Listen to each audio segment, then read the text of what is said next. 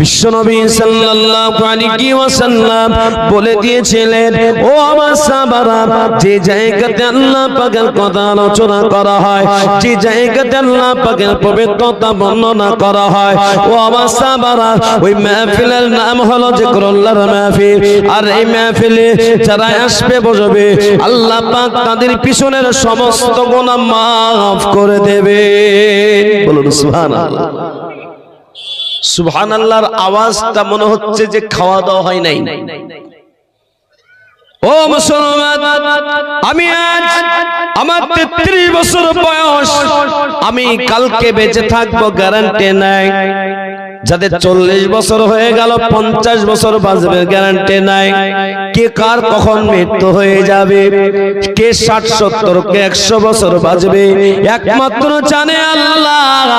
এই জিন্দেগিটাই যদি একটিবার সুবহানাল্লাহ, আলহামদুলিল্লাহ, আল্লাহু আকবার বলাটা যদি আল্লাহর দরবারে কবুল হয়ে যায়, আল্লাহ পাক রব্বুল আলামিন জান্নাতের ভেতরে এত বড় গাছ লাগিয়ে দেবে।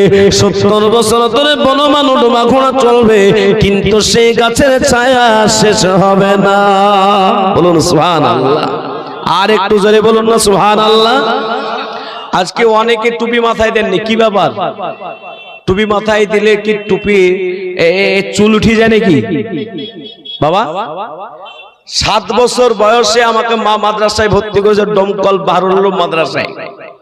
7 বছর বয়স থেকে মাথায় টুপি দিচ্ছি, কই আমার তো চুল পাকেও নাই আর চুল উঠেও যায় নাই।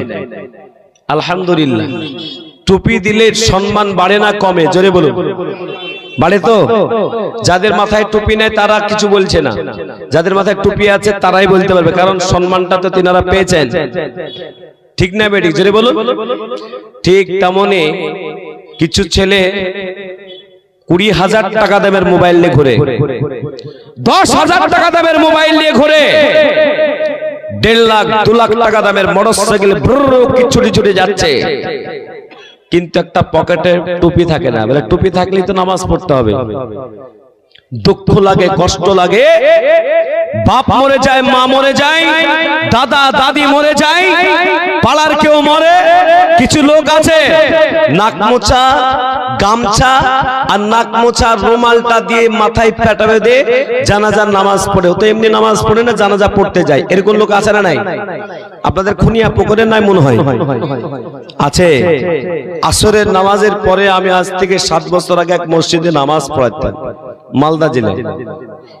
আসরের নামাজের পরে বৃদ্ধ লোকদের সঙ্গে আমার বেশি সম্পর্ক। বৃদ্ধ মানুষ